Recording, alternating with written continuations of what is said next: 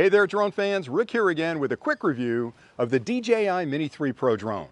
In today's video, I'd like to show you some of the footage that I captured a few weeks back way up in the mountains of Pennsylvania. But more importantly, I wanted to talk about the performance of this drone because if you're interested in a new drone and you're looking at the Mini 3 Pro, you've probably read the specifications online and you've probably watched a lot of review videos talking about the drone. But those don't really tell the whole story.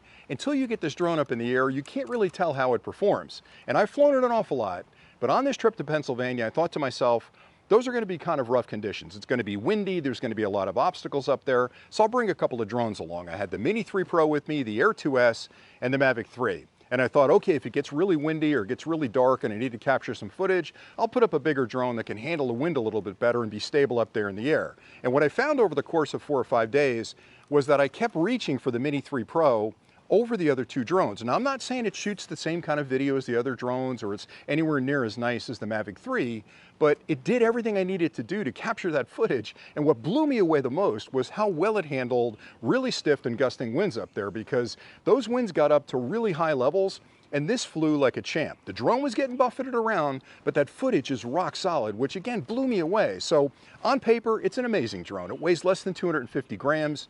It can fly for 42 minutes. It can fly 12 kilometers away. Don't fly that far away. Obviously, we have line of sight requirements, but knowing you've got a strong signal means I can drop in behind a tree and not lose my signal. It's got obstacle avoidance in 3 directions. It's got a ton of automation built in. So pretty much everything you'd look for in a drone, you can find in the Mini 3 Pro.